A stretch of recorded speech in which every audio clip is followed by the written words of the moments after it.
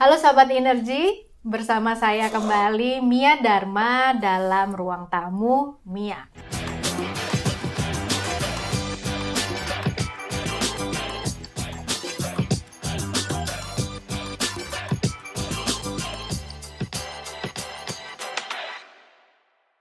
Dalam episode sebelumnya, saya sudah ngobrol banyak sama teman saya namanya Juson tentang public speaking. Nah, karena dia itu seru banget, sayang dong kalau cuma ngomong satu episode. Jadi kita minta dia hadir kembali untuk ngobrolin lebih banyak mengenai public speaking. Sesuai dengan judul hari ini atau episode hari ini adalah Public Speaking is Easy. Wow, bener nggak sih bahwa yang namanya public speaking itu gampang? Coba kita tanya-tanya ya. Kita undang kembali Juson. Juson, kita udah ganti baju nih. Aduh. Oh enggak ganti baju dong. Ini kan pura-pura Tadi kita kan datang lagi. Udah gitu. pulang terus datang lagi. Sebentar, jadi pulangnya makanya sebentar. ini. Kita emang nggak bisa rahasia kan.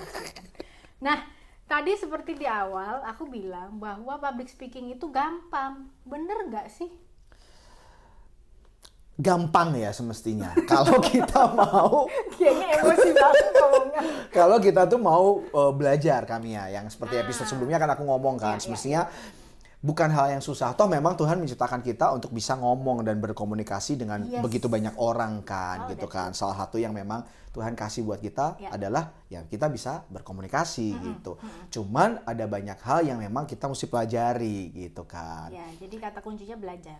Kata kuncinya adalah belajar gitu. Dan buat semestinya mau orang jago ngomong pun, tapi kalau dia tidak mau belajar, omongannya juga nggak nyampe gitu loh. Cuman kayak oh dia bawel gitu, tapi bawel just bawel aja kami ya. Tapi nggak ada bobotnya. Tapi nggak ada bobotnya gitu kan. Yang ada orang cuman ih berisik deh gitu kan. Bener nggak sih? Tapi nggak ada sesuatu yang orang itu tangkep bahwa ini orang sebenarnya ngomong apa sih, message-nya kayak gitu. Nah, kita perlu untuk berlatih itu gitu Bagaimana kan. menyampaikan sesuatu itu nggak cuma sekedar ngomong nyablak, tapi ada isi. Ada isinya. Dan sebaliknya buat teman-teman yang mungkin ngerasa ah gue introvert. Nah, itu kan jadi masalah kan. Betul. Atau misalkan tapi gue tuh suka demam panggung, atau gue itu kalau ngomong tuh kayak bener-bener nggak confident dan sebagainya. Nah, itu semestinya banyak juga teknik yang bisa kita pelajari sehingga kita bisa meminimalkan itu Gimana gitu. caranya? Kalau yang tadi tuh bahas yang introvert, pemalu, dengan istilahnya barriernya dia pakai alasan bahwa saya ini kan orangnya pemalu, apa istilahnya tadi? Introvert. Yang pertama lah, ya jangan malu kak. Ya. Bener Udah kan? jauh-jauh loh ya, kita undang ya. Tipsnya cuma gitu doang, ya ampun. Yang pertama, jangan malu gitu. Maksudnya gini, ya emang kenapa mesti malu sih? Takut. Takut gitu kan. Kadang gini, Tiru. contoh paling gampang gini, kenapa aku malu kak? Biasanya yang membuat aku malu ada gini, sebenarnya dandan gue udah bener belum ya? Ya nggak sih? Nah. Ini baju gue udah proper belum sih? Kayak gitu. Self-conscious ya? Betul. Terus atau misalkan gini, bagi sebagian orang yang merasa bahwa bentuk badannya atau bentuk tubuhnya tidak ideal, gue nggak pede deh. Padahal semestinya begitu banyak hal teknik yang kita bisa pelajari sehingga hal-hal yang kayaknya memang mengganggu tersebut itu tuh kita bisa sulap, kamuflase atau bisa disulap kayak gitu. Makanya ikutin kelas Mia dong. Betul. Nah itu kan sebenarnya kita jualan itu juga kan kami. Nah, padahal itu sebenarnya kita bisa perbaiki sehingga itu bukan menjadi sesuatu yang kekurangan yang membuat kita harus jadi nggak confident atau nggak percaya diri terhadap hal tersebut kak, kayak gitu. Tapi biasanya apalagi sih yang bikin kita tuh takut ngomong sebagai seorang introvert ya, maksudnya karena saya lulusan introvert sebenarnya. Sama loh, aku juga introvert kok. Nah, cuman ya kalau aku boleh share, sebenarnya itu bukan hal yang absolut ya alasan itu. Bahwa kita bisa dilahirkan dengan tipe kepribadian apa saja. Tapi setuju sama Juson bahwa kata kuncinya adalah mau nggak belajar. Betul. Nah, mau belajar itu adalah tahap awalnya ngerti bahwa yang namanya public speaking itu perlu. Ya, Sekali betul. lagi mengulang episode sebelumnya bahwa public speaking itu nggak cuman khusus buat orang-orang yang profesinya panggung, yang di panggung di depan kamera, tetapi sebenarnya buat semua orang. Terlepas dari introvert, ekstrovert. Kalau ekstrovert mungkin secara Ya, natural dia udah berapa persen udah menang duluan deh, ya, kayak gitu udah mungkin kan. rasa ketakutan, minder itu Betul. dia udah lebih minim lah ya. Tetapi sekali lagi kalau dia nggak latihan, dia itu keluarnya cuman asal nyablak ya, nggak ada Bawel aja, tapi sebenarnya nggak dapat apa-apa orang kayak gitu. Padahal kan ada banyak hal yang mesti banyak kita banget tahu sehingga kita tuh banyaknya coba diulang? banyak banget sehingga bawelnya pun bawel yang memang ada isinya gitu ya. kan. Nah itu gimana belajarnya? Cukup dengan membaca pengetahuan atau ada tips lain nggak dari Juson supaya Gini. ada bobot tuh? Teman-teman, yang pasti kita perlu tahu adalah ketika kita pengen ada satu level tertentu dalam hidup kita yang lebih maju, one step ahead kayak gitu kan. Ya ampun. Berani ambil kesempatan juga kami ya. Betul. Sering banget kan kayak gitu. Sering banget kayak gini kok kayak gitu. Jauh kalau Jangan gitu gue deh, jangan gue deh, jangan. Kita sering banget kan Kak bilang, benar-benar. jangan gue deh kayak gitu kan. Nah, kita ada di budaya kalau nggak di pointed, lo yang bikin ini tuh ya, lo yang maju ya kayak gitu-gitu. Kita nggak akan make a move kayak gitu kan. Betul. Nah, kenapa enggak? Sekarang dibalik gitu. Iya. Gue mau coba dong, tapi mungkin memang gue nggak langsung keren ya. Nggak apa-apa deh, gue berdua deh sama siapa kayak yang mungkin kita merasa dia lebih jago daripada kita Kamia. Misalkan collapse, bukan collapse kayak gitu Ya, kan, nggak collapse juga, tapi ya. Collaboration, Collab. Pakai B, betul. collab. Kayak gitu kan. Nah dari situ kita juga pertama belajar dari partner kita, dan yang kedua adalah belajar, oh rasanya kayak begini nih, kayak gitu. Dan teman-teman jangan ragu-ragu untuk bilang sama teman-teman yang lain bahwa ntar rekamin gue ya. Gitu kan. Ntar rekamin. Jangan cuma foto ya, rekamin gue ya. Rekamin, betul. Bukan untuk cuma sekedar sosmed ya. Rekamin gue dong. Tapi Setelah benar-benar itu, ada betul. manfaatnya ya. Setelah itu coba cek lagi di rumah, nyampe di rumah. Oh tadi itu agak aneh ya ketika aku ngomong, ternyata pandangan mataku tuh nggak bener. Aku ngebaca banget. Oh, poin pertama. Seharusnya ngebaca. aku nggak terlalu ngebaca misalkan. Atau yang kedua, kok aku berdirinya kayak begitu ya? Mestinya waktu aku berdiri di depan, terlepas dari itu panggung apa enggak ya. Katakanlah misalkan gini, kita dalam satu kantor, kemudian kita tim marketing communication misalkan, kerjaan kita. Kita ada berlima gitu. Entar yang presentasi siapa nih? Biasanya kan misalkan leadernya kayak gitu. Gak apa-apa deh, gue yang presentasi deh misalkan kayak gitu Kak.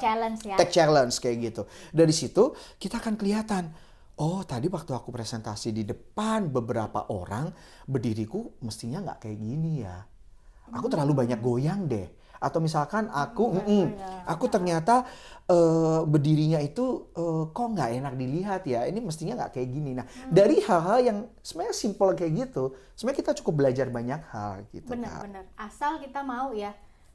Istilahnya sebagai auditor diri sendiri gitu ya, mengaudit diri sendiri, dan kita belajar dari kesalahan-kesalahan yang belum sempurna itu, kita mau belajar lebih lagi kan. Betul. Wow. Belum lagi misalkan kayak hal lain Kak, misalkan gini, pada saat kita ngomong, apakah kita sudah menekankan hal-hal tertentu yang memang harus ditekankan sehingga orang yang mendengar pesan kita atau orang bisa menjadi lawan bicara kita itu nangkep apa yang kita mau tekankan. Poinnya apa? Intonasi kita ngomongnya berarti. Dengan Apakah intonasi kita udah tepat? Apakah kita cuma ngomong gini aja deh teman-teman,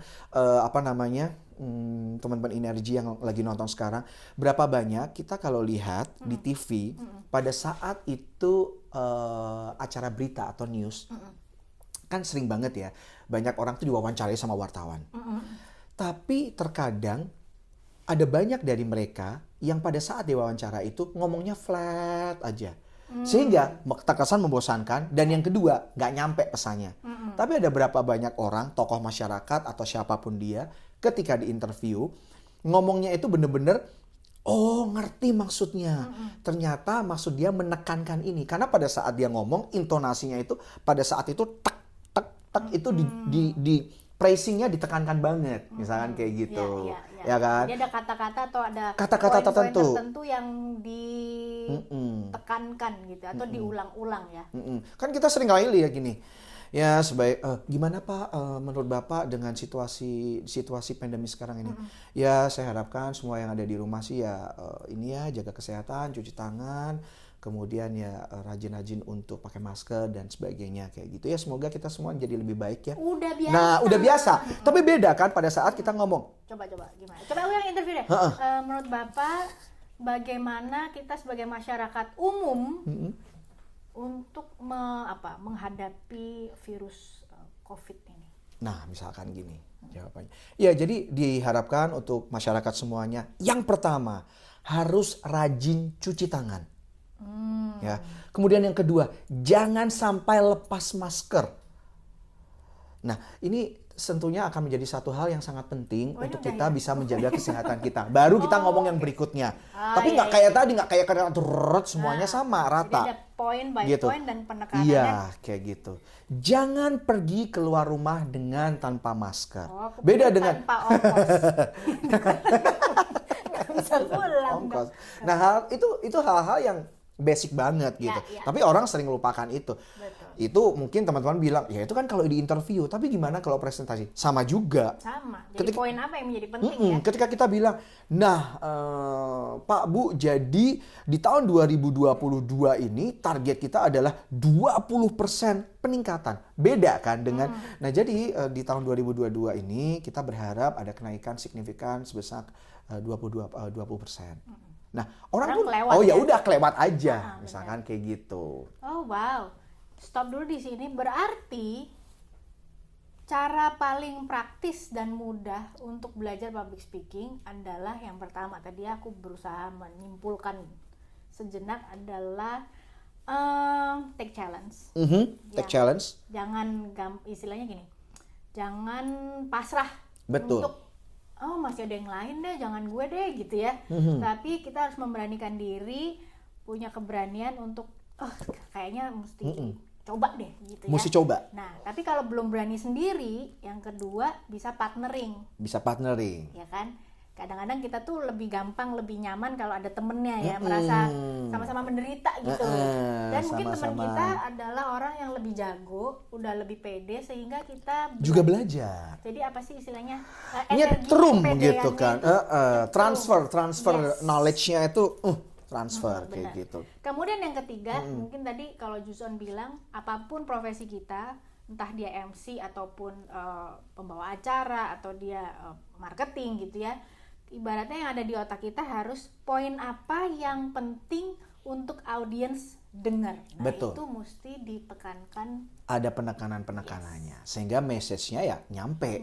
Kayak gitu. Jadi jangan datar. Jangan datar. Ada tips lain nggak? Dan itu perlu dilatih ya kayak gitu. Latihan. Yang berikutnya adalah, ini penting sekali adalah tadi sebenarnya udah aku singgung ya kayak masalah body language. Karena body language itu membuat orang yakin atau nggak yakin dengan apa yang kita sampaikan. Betul. Ketika kita presentasi tapi mungkin agak gini dikit, sebenarnya pede nggak sih nih orang? Katanya mau presentasi tentang idenya, tapi dia sendiri mungkin kayak gini. Jadi ini nanti gini, nanti idenya gini, lemes kayak gitu kan. Nggak nyampe, nggak ke transfer tadi kan. Energinya tuh nggak nyampe seperti itu. Jadi intinya adalah bagaimana kita meyakinkan audiens kalau kita sendiri nggak kelihatan yakin. Nggak kelihatan yakin di situ. Jadi kita perlu yakin gitu. Di saat kita pun mungkin belum yakin dengan apa yang kita sampaikan, yakinkanlah orang. Iya, ibaratnya kalau kita zaman dulu, nggak tahu sekarang tuh masih ada nggak sih ya? Kalau ada yang di pinggir-pinggir jalan tuh suka ada jual obat, jual obat kan. Sebenarnya kita nggak tahu tuh obatnya bener, manjur apa enggak, tapi kita tuh tertarik untuk dengerin karena apa? Dia yakin banget. Dia yakin banget. Obat yang manjur banget gitu. Udah deh, pokoknya lu percaya aja. Ini keren banget, ini manjur. Padahal kayak nggak gitu. Jauh dari situ 100 meter kemudian ada tukang obat lagi tukang obat yang lain. sama. Iya kan? Betul. Jadi keyakinan itulah yang sebenarnya membuat audiens tuh beli atau betul. Enggak. Di saat walaupun kita belum yakin gitu kan. I like nah, contohnya kayak begitu. Nah, jadi body language kita itu berpengaruh. Dada yang tegap, kemudian kaki yang benar-benar nggak meleot-meleot, tangan yang juga mendukung dari pada saat kita berbicara, gestur kita, kemudian tatapan mata kita, kemudian itu semua akan mendukung dari apa yang sedang kita sampaikan kayak gitu. Sama yang berikutnya adalah Tadi intonasi udah, body language udah, kemudian, body language juga udah ya. Kemudian ekspresi kita, Kak. Pada saat kita menyampaikan sesuatu, harus didukung juga dengan ekspresi yang ada. Yang tepat ya. Yang tepat. Jangan sampai pada saat kita menyampaikan sebuah data dan angka, tapi kita kayak, semestinya ini angkanya itu kok bener apa nggak bener ya? Atau ini angkanya salah apa nggak salah? Dan itu akan semua kelihatan sama ekspresi sama kita. Betul. Atau misalkan gini, pada saat kita presentasi, tapi kita agak-agak cengengesan, Kak. Di saat waktunya belum pas untuk cengengesan. Padahal datanya penting banget. Padahal data ini penting banget untuk kita sampaikan gitu kan, bahwa kita lagi drop nih. Nah, seharusnya ya gimana ekspresi, Mbak? Kita lagi drop ini. Jadi perusahaan ini sedang kecewa karena performance kita kurang oke. Tapi kita nggak bilang misalkan, jadi ini data ini lagi drop nih, dan perusahaan ya kurang nggak happy ya dengan kita ya. Kayaknya kita main-main. Ini sebenarnya lagi main-main kayak gitu. Bener. Padahal kita pengen strongly reminders untuk kita encourage semua yang ada di dalam company kita itu bahwa, lu bangun nih, kita datanya kita tuh drop banget penjualan kita, misalkan kayak gitu. Jadi itu juga penting ekspresi kita. Gitu. Jadi semua non-verbal communication harus mendukung, selaras, sejalan dengan message yang kita mau sampaikan. Betul. Sekali lagi tadi kita nggak cuma sekedar ngomong kan, Kak, kayak betul. gitu. Jadi ada faktor-faktor pendukung, karena itu tadi gerakan tubuh, gestur, body language, ekspresi, tatapan mata, itu semua harus align, sejalan dengan message yang mau disampaikan. Betul, karena kalau nggak nyampe. Betul sekali, luar biasa. Nah, ketiga pertanyaan terakhir. Kok udah terakhir lagi sih? Karena perut udah mulai agak kelaparan ya, guys. Kalau diminta nih tiba-tiba ada seseorang yang minta kita untuk melakukan public speaking. Tetapi sebenarnya kita tahu bahwa diri kita itu bukan tipe orang yang suka tampil gitu loh. Kan ada tipe orang yang emang suka tampil. Apa-apa pengen dia yang tampil. Apa-apa gue. Pokoknya rindu tampil lah, rindu panggung ibaratnya gitu. Tapi kalau yang diminta tuh kita bukan orang yang emang itu suka tampil. Ada tipsnya nggak sih? Kan tadi ya iya sih bener mesti take challenge, tetapi sebenarnya kan aku nggak terlalu suka ya di bawah lampu sorot, lampu remang-remang gitu. Di depan panggung, di depannya ada sekian puluh atau sekian ratus orang kayak gitu. Ada tips nggak buat tipe-tipe orang yang nggak suka tampil sebenarnya tapi harus tampil? Balik lagi, Kak, harus mau belajar kayak gitu, harus mau belajar. Kecuali besok suruh tampil ya, Kak ya. Bahkan kalaupun besok suruh tampil tapi hari ini kita, besok kayak gitu, kita masih punya waktu untuk kita bertanya lebih banyak sama orang-orang yang tahu kayak gitu kan. Kalau nggak punya nggak ada teman-teman yang bisa dicariin tahu kayak gitu, ya cari temen lah kayak gitu kan, Kak. Bener. Sedih gitu kalau nggak ada teman yang dia hari ini nggak punya teman. Astaga. Kayak gitu kan. Jadi kalau ada waktu teman-teman, dan gini, jangan tunggu ada perintah seperti itu untuk lu besok jadi moderator ya. Nggak usah lah jadi MC ya, Kak ya. MC kayaknya berat kayak gitu. Kamu jadi moderator ya besok ya. Besok ada ini nih misalkan kayak gitu kan. Atau misalkan kita sering banget kan company itu yang namanya ada press con misalkan. Itu kan jarang banget kita harus hire MC, professional MC, jarang, Kak. Biasanya kan adalah internal kan, in-house. Oh, si ini, si Anu, si Unu, si ini. Jadi moderator deh kayak gitu. Acaranya besok atau misalkan lumayan sering nih berapa bulan sekali ada kayak gitu. Dan belajar dari sekarang, Kak, kayak gitu. Jangan nunggu dadakan. Betul. Karena preparation adalah bagian kita, guys. Betul, kayak gitu. Siapa tahu bulan depan ada kayak gitu kan. Atau 2 bulan lagi itu ada. Jadi memang perlu yang namanya yuk belajar, Kak, gitu. Karena dari situ, dan jangan pernah mikir gini, ya elah gue belajar sekarang, manggungnya kapan? Ya elah gue belajar. Kegeeran banget kayak mau ditunjuk aja gitu. Kayak acara gue, kayak kantor gue kebanyakan acara aja, atau misalkan teman-teman gue udah doyan bikin acara dan sebagainya kayak gitu. Kita nggak pernah tahu, Kak, kesempatan itu datang kapan. Betul sekali. Betul, dan kan? sekali lagi, public speaking itu bukan hanya profesi panggung yang mesti pakai panggung atau yang di depan kamera pakai mic. Betul. Padahal kita cuma ngobrol sama bos kita, atasan kita untuk menjual ide kita. Itu adalah public speaking juga, yang butuh juga nggak sekedar ngomong tapi ada bobotnya. Betul sekali. Karena dari situ pasti promosi demi promosi itu bisa hadir. berat banget ya promosinya. Promosi demi promosi itu bisa hadir Kak. Gara-gara kita punya ide yang kita bisa jual ke orang lain. Bahkan sebenarnya di dalam company kita sendiri aja. Yes, kayak I agree. gitu. Luar biasa. Menyenangkan ya ngomong sama Juson ini. Saya selalu bilang sama Juson gini, jangan-jangan dia tuh sebelum keluar rumah dia itu nelen baterai 5 loh. Karena energinya nggak habis-habis ya.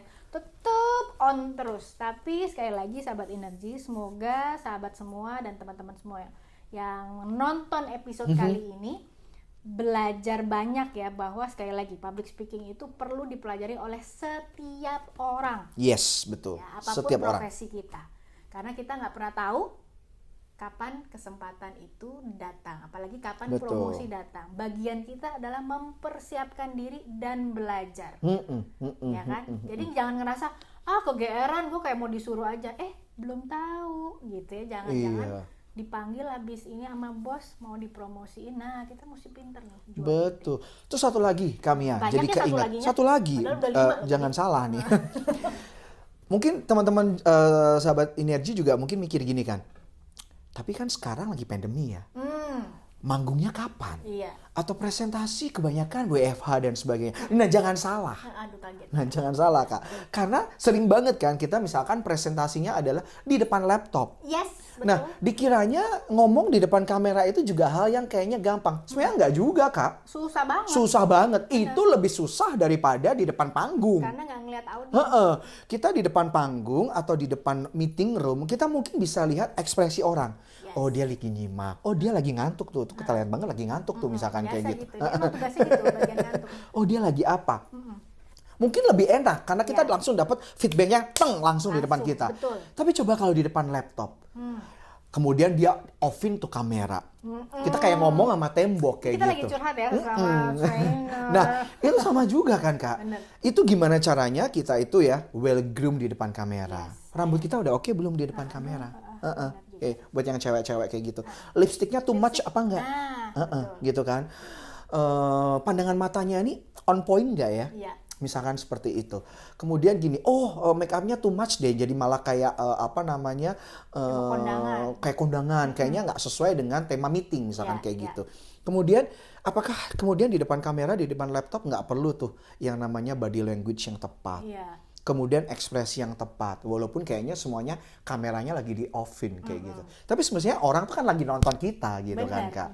Kayak gitu. Jadi perlu juga walaupun nggak bisa on-site, tapi harus online, teman-teman perlu itu malah ujian belajar. Itu malah ujian. Karena dikit-dikit si bos atau misalkan klien kita bilang, kita Zoom meeting yuk Bu, kita Zoom meeting yuk Pak.